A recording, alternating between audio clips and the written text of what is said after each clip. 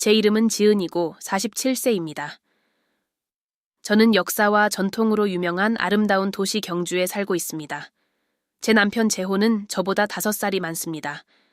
우리는 거의 25년 동안 함께 했지만 솔직히 말하자면 우리의 결혼은 언제나 사랑 이야기라기보다는 일상에 가까웠습니다. 그는 성실하고 열심히 일하는 사람이지만 감정적으로는 종종 거리감이 느껴졌습니다. 아마도 그 거리감 때문에 제 인생을 완전히 바꿔놓을 결정을 내리게 되었을지도 모릅니다. 젊었을 때부터 저는 어머니나 가족과 강한 유대감을 느낀 적이 없었습니다. 이로 인해 제 자신의 모성에도 영향을 미쳤습니다. 저는 2딸 혜진과 소연을 낳았지만 그녀들이 필요로 하는 따뜻하고 애정 어린 어머니가 되지 못했습니다. 제 관심은 언제나 저 자신에게만 있었고 편안함과 개인적인 만족을 추구했습니다. 사람들은 저를 이기적이라고 비난했지만 그 당시에는 단지 제 행복을 찾으려 노력한다고 생각했습니다. 제 첫째 딸 혜진은 20살의 어린 나이에 결혼하여 곧 자신의 가정을 꾸렸습니다. 막내딸 소연은 여전히 대학에 다니고 있었습니다. 그녀는 밝고 생기 넘치는 젊은이였지만 저는 그녀가 결혼해서 집을 떠나는 것을 보고 싶지 않았던 것이 사실입니다. 소연을 잃으면 제가 가진 유일한 동반자마저 잃게 될 것 같았기 때문입니다. 왜냐하면 재호는 대부분의 시간을 일하거나 출장을 다니며 보냈기 때문입니다. 그러던 중 소연은 민재라는 젊은 남성과 사귀기 시작했습니다. 그는 매력적이고 예의 바르며 항상 세심한 태도로 대했습니다. 그가 제 딸에게 결혼을 요청했을 때 저는 그녀를 위해 기뻤지만 제 안에서 이상한 감정이 일어나는 것을 무시할 수 없었습니다. 그것은 마치 내 안에서 무언가가 변하고 있다는 신호처럼 느껴졌고 그 변화는 제가 상상도 하지 못한 길로 저를 이끌었습니다. 민재는 재호와는 전혀 달랐습니다. 그는 세심하고 매력적이며 항상 사람을 특별하게 느끼게 만드는 말을 할 줄 알았습니다. 시간이 지나면서 그는 제 딸과 비교해도 저에게 특별한 관심을 보인다는 것을 깨닫게 되었습니다. 그것이 잘못된 것이라는 것을 알았지만 동시에 그것이 제 심장을 두근거리게 만든다는 것도 알았습니다. 특히 기억나는 밤이 있습니다. 민재가 우리 집을 방문했을 때였습니다. 우리는 거실에 앉아 있었고 그의 은밀한 시선이 나를 향하고 있다는 것을 느꼈습니다. 처음에는 내가 상상하는 것이라고 생각했지만 시간이 지날수록 그것이 단순한 상상이 아니라는 것을 알게 되었습니다. 그의 말투, 그의 시선에는 뭔가 특별한 것이 있었습니다. 저는 제 외모에 더 신경을 쓰기 시작했습니다. 미용실에 더 자주 가고 새 옷을 사고 몇 년 동안 하지 않았던 자기 관리를 시작했습니다. 이 모든 것이 무엇을 위해서였을까요? 답을 알고 있었지만 스스로 인정하고 싶지 않았습니다. 민재는 점점 더 자주 우리 집에 오기 시작했고 우리의 은밀한 시선은 대화로 이어졌습니다. 그는 언제나 친절하고 언제나 예의 바르지만 그 이상이 있었습니다. 제가 무시할 수 없는 무언가가 말이죠. 어느 날 오후 재호는 회사에 있고 소연은 대학교에 있는 동안 민재가 불쑥 우리 집에 찾아왔습니다. 그는 결혼 관련 서류를 전달하려고 들렀다고 말했지만 그의 방문은 실질적인 이유보다 더 개인적으로 느껴졌습니다. 그는 들어와 평소처럼 미소를 지으며 나를 반겼습니다. 서류를 테이블 위에 내려놓으면서 그는 오늘 정말 빛나 보이십니다 라고 말했습니다. 나도 모르게 입가에 미소가 번졌습니다. 대화는 가벼운 이야기로 시작했지만 점차 더 친밀한 분위기로 바뀌었습니다. 민재는 결혼 전에 내 삶, 내 꿈과 야망에 대해 물었습니다. 그는 진심으로 관심을 갖고 있는 것처럼 보였고 이는 내가 몇 년 동안, 아니 재회계조차 느껴보지 못한 감정이었습니다. 그 순간 나는 그와 잘못됐지만 매혹적인 연결을 느꼈습니다. 그렇게 시작되었습니다. 한 번의 눈길, 우연한 스침, 너무 오래 지속된 미소. 민재는 우리 집에 점점 더 자주 방문하기 시작했으며 소연이 집에 없을 때도 방문할 핑계를 찾아내곤 했습니다. 그는 내가 좋아하는 차 한 팩이나 무심코 언급한 책 같은 작은 선물을 가져오기도 했습니다. 시간이 지나면서 우리의 대화는 문자 메시지로 이어졌고 메시지에는 점차 허용 범위를 넘는 단어와 이모티콘이 포함되기 시작했습니다. 무해하게 시작된 교류가 점점 더 심각한 무언가로 변하고 있었습니다. 내가 불장난을 하고 있다는 것을 알고 있었습니다. 민재의 메시지를 받을 때마다 내 심장은 미친 듯이 뛰었습니다. 그가 우리 집에 방문할 때마다 흥분과 죄책감이 뒤섞였습니다. 소연은 뭔가 이상하다는 것을 느끼기 시작했습니다. 어느 날 그녀는 민재가 자신보다 나와 더 편안해 보인다고 무심코 언급했습니다. 나는 웃으며 그녀가 상상한 거라고 넘겼지만 속으로는 불안했습니다. 혹시 그녀가 의심하는 걸까? 위험에도 불구하고 민재와의 관계는 점점 깊어졌습니다. 어느 날 우리가 집에 단둘이 있었을 때 그는 내 손을 잡고 내 눈을 똑바로 바라보며 말했습니다. 그는 혼란스럽다고, 내게 이런 감정을 느낄 줄은 몰랐다고 했습니다. 그 순간 나는 그를 밀어냈어야 했습니다. 그는 내 딸의 약혼자라는 사실을 상기시켜야 했습니다. 하지만 대신 나는 침묵을 지켰습니다. 그를 격려하지도 않았지만 그를 물리치지도 않았습니다. 그날 이후로 상황은 통제 불능이 되기 시작했습니다. 민재와 나는 몰래 만나기 시작했습니다. 그는 내게 사랑에 빠졌다고 말했고 나는 이기적으로도 그것을 계속 내버려 두었습니다. 나는 소연이나 재호를 생각하지 않았습니다. 나는 단지 다시 욕망의 대상이 된다는 느낌, 그리고 만날 때마다 내 혈관을 타고 흐르는 아드레날린에 집착했습니다. 어느 날 밤 민재와 나는 집 근처 공원 벤치에 앉아 있었습니다. 그는 내 얼굴을 잡고 나를 키스했습니다. 그 키스에는 열정과 죄책감이 뒤섞여 있었지만 그 순간에는 아무것도 중요하지 않았습니다. 내 세상은 그 순간에 집중되어 있었습니다. 하지만 우리가 모르는 사이 누군가 우리를 보고 있었습니다. 오랫동안 우리 이웃에 살던 정씨 아주머니는 항상 남의 일에 참견하기 좋아했는데 그날 공원에 계셨던 겁니다. 그녀는 우리를 보았고 이 소문이 퍼지는 데는 오래 걸리지 않을 것임을 나는 직감했습니다. 다음 날 내가 저녁을 준비하던 중 소연이 심각한 표정으로 부엌에 들어왔습니다. 엄마, 그녀가 말을 꺼냈습니다. 정 아주머니가 오늘 이상한 말씀을 하셨어요. 어젯밤 공원에서 엄마와 민재 오빠를 봤다고 하시던데 그게 사실이 아니죠? 내 심장은 쿵쾅거리기 시작했습니다. 나는 그녀를 바라보며 내 표정을 최대한 통제하려 애썼습니다. 당연히 부정했습니다. 정 아주머니가 착각한 것이라며 산책을 하다 우연히 민재를 마주쳤다고 변명했습니다. 소연은 의심스러운 표정을 지었지만 더는 묻지 않았습니다. 하지만 그것은 모든 것이 곧 폭발할 것이라는 신호였습니다. 반면 민재는 전혀 걱정하지 않는 듯 보였습니다. 그는 여전히 메시지를 보내고 만남을 계획하며 아무 문제가 없을 것처럼 행동했습니다. 그때 모든 것을 끝냈어야 했지만 그러지 못했습니다. 그와의 관계를 잃고 싶지 않았기 때문입니다. 비록 내가 우리 가족을 망치고 있다는 것을 알면서도 말이죠. 어느 아침 재호는 평소보다 일찍 출근했습니다. 나는 오늘이 평화로운 날이 될 거라 생각했지만 착각이었습니다. 민재가 내 문 앞에 나타난 겁니다. 당신을 보고 싶었어요. 그는 심장이 두근거리게 만드는 그 미소를 지으며 말했습니다. 나는 내 판단을 거스르고 그를 들였습니다. 민재가 집 안으로 들어오자 방 안의 공기가 묘한 에너지로 가득 찬 것 같았습니다. 나는 그에게 나가라고 말했어야 했지만 솔직히 말하면 나는 그가 머물기를 원했습니다. 그가 그 강렬한 눈빛으로 나를 바라보는 동안 나는 오랜 세월 동안 느껴보지 못했던 살아있음을 느꼈습니다. 바깥에는 아무 소리도 들리지 않았고 방해받을 기미도 보이지 않았습니다. 우리 둘뿐이었습니다. 그는 천천히 다가왔고 그의 시선은 내게 고정되어 있었습니다. 지은, 그가 부드럽게 말했습니다. 당신 생각을 멈출 수가 없어요. 당신은 내가 원하는 전부예요. 내 심장은 너무 빨리 뛰어 금방이라도 쓰러질 것 같았습니다. 그의 말은 금기된 고백처럼 들렸지만 동시에 내가 간절히 듣고 싶었던 말이기도 했습니다. 나는 아무 말도 하지 않았습니다. 대신 그가 더 가까이 다가오는 것을 허락했습니다. 그가 내 얼굴 가까이 다가와 그의 따뜻한 숨결이 느껴질 때까지, 그가 두 손으로 내 얼굴을 감쌌을 때 나는 우리가 돌이킬 수 없는 선을 넘으려 하고 있다는 것을 알았습니다.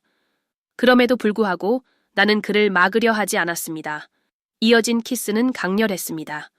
마치 우리 사이에 억눌려 있던 모든 욕망이 한꺼번에 폭발한 것 같았습니다. 나는 그것이 잘못이라는 것을 알고 있었습니다. 그는 내 딸의 약혼자였습니다. 하지만 그 순간 이성은 어디에도 없었습니다. 중요한 것은 오직 그가 나를 어떻게 느끼게 하는지, 그가 마치 내가 세상에서 유일한 사람인 것처럼 바라보는 그의 시선뿐이었습니다. 그 키스 이후 모든 것이 너무 빠르게 진행되었습니다. 그의 손길이 내 피부를 스치는 느낌, 그가 나를 더 가까이 끌어당기는 방식. 모든 것이 감정, 욕망, 그리고 죄책감으로 뒤섞인 희미한 소용돌이처럼 느껴졌습니다. 우리는 서로에게 너무 몰두한 나머지 현관문이 열리는 소리가 집안에 울려 퍼졌다는 것을 깨닫지 못했습니다. 지은, 나왔어. 제호의 목소리가 공기를 칼처럼 갈랐습니다. 민재는 순간 얼어붙었고 나는 온몸에 피가 얼어붙는 듯한 감각을 느꼈습니다. 남편이 같은 집안에 있었고 우리는 상상도 못할 일의 경계에 서 있었습니다. 나는 순식간에 민재의 팔을 잡아당겨 복도로 데려갔습니다. 뒤쪽 문으로 나가요. 나는 숨이 가쁜 상태로 속삭였습니다. 그는 잠시 머뭇거렸지만 내가 시키는 대로 했습니다. 그가 뒷문을 나가자마자 나는 최대한 평온한 모습으로 거실로 돌아갔습니다. 재호는 신발을 벗으며 서 있었습니다. 너무 긴장해 보이는데 그는 이마를 찌푸리며 말했습니다. 무슨 일이야? 나는 억지로 미소를 지으며 아무 문제 없다고, 단지 바깥에서 나는 소리에 놀랐을 뿐이라고 말했습니다. 그는 잠시 나를 쳐다보며 내가 진실을 말하고 있는지 확인하려는 듯 했지만 곧 그의 일상으로 돌아갔습니다. 물 한 잔을 마시고는 방으로 들어갔습니다. 나는 그 순간이 이 모든 것을 끝낼 기회라는 것을 알고 있었습니다. 나는 불장난을 하고 있었고 결국 누군가는 다칠 것임을 알았습니다. 하지만 내가 알지 못한 것은 그 순간이 예상보다 훨씬 빨리 다가왔다는 사실이었습니다. 그 후 몇 주 동안 민재와 나는 더욱 신중해지려 했지만 우리 금지된 관계는 이미 모든 한계를 넘어서 있었습니다. 만남은 점점 더 위험해졌고 도둑처럼 나눈 각 손길은 희열과 두려움이 뒤섞인 감정을 남겼습니다. 소연은 민재의 행동 변화에 대해 의문을 갖기 시작했습니다. 엄마, 어느 날 밤 설거지를 하던 소연이 말했습니다. 민재 오빠, 나랑 있는 게 행복하지 않은 것 같아요. 요즘 너무 멀어진 느낌이에요. 그녀의 말은 가슴 깊숙이 날카로운 칼처럼 꽂혔습니다. 나는 내 딸의 행복을 망치고 있었습니다. 그럼에도 불구하고 나는 이기적으로 관계를 계속 이어갔습니다. 그녀에게 아마도 결혼 준비와 일 때문에 스트레스를 받고 있을 거라고 말했습니다. 그녀는 믿는 듯 했지만 그녀의 눈에는 여전히 의심이 담겨 있었습니다. 그러던 어느 운명적인 오후, 모든 것이 무너졌습니다. 나는 집에서 점심을 준비하고 있었는데 민재가 또다시 불쑥 찾아왔습니다. 그는 불안해 보이며 나를 봐야겠다고 했습니다. 더는 이렇게 못하겠어요. 그는 내 손을 잡으며 말했습니다. 이건 우리를 망치고 있어요. 뭔가를 해야 해요. 내가 대답하기도 전에 현관문이 열렸습니다. 이번에는 재호가 아니라 소연이 들어왔습니다. 그녀는 입구에 서서 우리를 바라보며 혼란에서 충격으로, 그리고 결국 내가 평생 잊을 수 없는 고통으로 표정이 바뀌었습니다. 엄마? 민재 오빠? 그녀의 목소리는 믿을 수 없다는 듯 떨렸습니다. 마치 자신이 보고 있는 것을 믿을 수 없다는 듯이. 나는 입을 열어 뭔가를 설명하려 했지만 아무 말도 나오지 않았습니다. 민재는 뒤로 한 발짝 물러서며 사라지고 싶은 듯 보였습니다. 방 안의 침묵은 견딜 수 없을 만큼 무거웠습니다. 소연의 시선은 나와 민재를 오갔고 그녀의 눈은 눈물로 가득 차 있었으며 곧 떨어질 것처럼 보였습니다. 나는 무언가를 말하고 싶었지만 내 목에 걸린 말들은 나오지 않았습니다. 그녀는 손을 들어 내가 말하기도 전에 멈추라는 듯 신호를 보냈습니다. 엄마, 어떻게 이럴 수 있어요? 그녀의 목소리는 떨렸지만 고통과 충격으로 가득 차 있었습니다. 민재가 한 발 앞으로 나와 무언가를 말하려 했지만 그녀는 차가운 시선으로 그를 제지했습니다. 아니, 그녀는 그를 향해 손가락을 가리키며 말했습니다. 지금 나한테 아무 말도 하지 마요. 지금은 안 돼요. 나는 그녀에게 다가가려고 했지만 그녀는 내 손길이 독이라도 되는 듯 뒤로 물러섰습니다. 이 일이 얼마나 오래됐던 거예요? 그녀는 분노와 절망 사이에서 떨리는 목소리로 물었습니다. 어떻게 나한테 당신 딸에게 이런 짓을 할 수 있죠? 민재는 얼굴이 창백해진 채로 중재하려 했습니다. 소연, 제발 내 말 좀 들어봐. 뭘 듣겠다는 거예요? 그녀는 고통의 장벽을 뚫고 나온 듯한 목소리로 소리쳤습니다. 당신이 날 배신하고 내 엄마와 이런 일을 벌이면서 나와 결혼할 준비를 하고 있었다는 말? 당신이 무슨 말을 해도 정당화될 수 없어요. 나는 설명하려 했습니다. 그저 실수였다고, 순간적으로 잘못된 선택을 했다고 말하고 싶었지만 내가 내뱉는 말들은 모두 공허하고 의미 없어 보였습니다. 소연은 고개를 저으며 눈물을 흘렸습니다. 당신은 내 엄마가 아니에요. 그녀는 목소리가 떨리며 말했습니다. 한 번도 그런 적 없었어요. 이제야 그걸 인정하게 됐을 뿐이에요. 내가 대답하기도 전에 그녀는 집 밖으로 뛰쳐나갔고 문을 세게 닫는 소리가 집 안가득 울렸습니다. 나는 그 자리에 얼어붙은 채로 서 있었고 민재는 두 손으로 머리를 감싸며 알아들을 수 없는 말을 중얼거리고 있었습니다. 그러나 최악의 순간은 아직 오지 않았습니다. 그날 밤 재호는 평소보다 일찍 집에 돌아왔습니다. 나는 거실에 앉아 여전히 그날의 모든 일을 처리하려 애쓰고 있었습니다. 그가 들어왔을 때 그의 얼굴에는 평소와는 다른 표정이 있었습니다.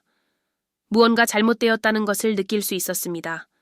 그는 서류 가방을 바닥에 내려놓고 전에 본 적 없는 표정으로 나를 바라보았습니다. 지은, 그는 낮고 차분한 목소리로 말했습니다. 얘기 좀 할 수 있을까? 그 순간 나는 그가 모든 것을 알고 있다는 것을 직감했습니다. 내 심장은 요동쳤고 손바닥에 땀이 나기 시작했습니다. 물론 나는 최대한 침착한 척하며 대답했지만 목소리가 떨리고 있었습니다. 그는 내 앞에 의자에 앉아 팔짱을 끼고는 곧바로 본론으로 들어갔습니다. 소연이 오늘 나를 찾아왔어. 그는 돌직구를 던졌습니다. 울면서 당신과 민재가 둘이서. 그는 말을 멈추며 끝내 문장을 완성하지 못했습니다. 재호, 내가 설명할게. 내가 말을 꺼내려 했지만 그는 손을 들어 내 말을 막았습니다. 변명은 듣고 싶지 않아, 지은. 딱 하나만 알고 싶어. 사실이야? 나는 그의 눈을 마주할 수 없었습니다. 머리를 숙인 채로 있었습니다. 더는 거짓말할 수 없었습니다. 모든 일이 이미 드러난 후였으니까요. 그래, 나는 거의 들리지 않을 만큼 작은 소리로 속삭였습니다. 이어진 침묵은 어떤 비난이나 고함보다 더 고통스러웠습니다. 그는 천천히 일어서더니 방금 들은 말의 심각성을 이해하려는 듯 보였습니다. 25년이야, 지은. 그는 고통이 서린 목소리로 말했습니다. 25년 동안의 결혼 생활을 이런 식으로 갚는 거야? 이런 일이 일어나길 원하지 않았어. 나는 눈물을 흘리며 말했습니다. 내가 잘못했다는 걸 알아. 하지만 뭐? 그의 목소리는 이제 분노로 가득 차 있었습니다. 너는 우리 가족을 파괴했어. 너는 우리 딸을 배신했어. 네가 한 짓에 대해 변명의 여지가 없어. 그는 침실로 가서 옷과 물건을 챙기기 시작했습니다. 나는 그를 따라가며 제발 내 말을 들어달라고, 내게 설명할 기회를 달라고 애원했습니다. 그러나 그는 더는 아무 말도 하지 않았습니다. 그는 자신의 물건을 챙겨 문을 나서기 전 이렇게 말했습니다. 넌 더 이상 이 집에 있을 자격이 없어.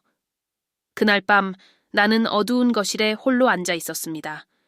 귀를 찢을 듯한 침묵 속에서 내가 저지른 일의 무게가 마침내 나를 짓눌렀습니다. 소연은 집에 돌아오지 않았고 그녀가 어디 있는지 알 수 없었습니다. 민재 역시 사라져버렸고 내가 보낸 메시지에는 아무런 응답이 없었습니다. 그 후 며칠 동안 소문은 빠르게 퍼져나갔습니다. 수다스러운 이웃정 아주머니는 내가 생각했던 것보다 더 많은 것을 본 것 같았습니다. 이야기는 이미 동네 사람들의 귀에 들어가 있었고 사람들은 나를 경멸스러운 눈길로 쳐다보며 내가 지나갈 때마다 서로 속삭였습니다. 이미 산산조각난 내 삶은 이제 돌이킬 수 없을 정도로 부서진 듯 보였습니다. 그 후 며칠 동안 내 삶은 진정한 악몽으로 변했습니다. 내가 한 선택들의 무게가 나를 내부에서부터 무너뜨리고 있었습니다. 남편은 나를 집에서 내쫓았고 딸은 나를 경멸했으며 마을 사람들 모두가 나를 따돌리는 사람처럼 취급했습니다. 내가 모든 것을 걸었던 민재는 완전히 사라졌습니다. 그는 내 전화를 받지도 않았고 메시지에도 답하지 않았습니다. 나는 혼자였고 버림받았으며 후회로 가득 차 있었습니다. 나는 내가 살았던 동네에서 멀리 떨어진 작은 월세방에서 살기 시작했습니다. 매일 밤 창가에 앉아 어둠을 바라보며 내가 어떻게 이 지경까지 왔는지 이해하려 노력했습니다. 내가 어떻게 내 가족을 파괴했는지, 내 이기심이 어떻게 내게 가장 중요한 사람들을 배신하게 만들었는지 되새겨 보았습니다. 그러나 답은 없었습니다. 오직 침묵과 공허한 뿐이었습니다. 어느 날 혼자 앉아 있을 때 예상치 못한 메시지를 받았습니다. 발신자는 소연이었습니다. 휴대전화 화면에 그녀의 이름이 보이는 순간 내 심장은 미친 듯이 뛰기 시작했습니다. 떨리는 손으로 메시지를 열었습니다. 엄마, 만날 수 있을까요? 망설임 없이 나는 그렇다고 대답했습니다.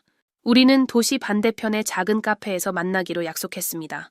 그녀에게 무슨 말을 해야 할지, 어떻게 용서를 구해야 할지 몇 시간 동안 고민했습니다. 마침내 카페에 도착했을 때 그녀는 구석 자리에서 앉아 있었고 얼굴에는 진지한 표정이 서려 있었습니다. 엄마, 내가 자리에 앉자마자 그녀가 말하기 시작했습니다. 딱 한 가지를 말하러 왔어요. 엄마가 한 일은 돌이킬 수 없어요. 엄마는 내 신뢰를, 엄마를 어머니로서 믿었던 내 믿음을, 그리고 민재와의 내 삶을 모두 파괴했어요. 하지만 내가 지금 엄마를 증오한다 하더라도 엄마가 자신의 삶을 어떻게든 다시 바로잡기를 바라요.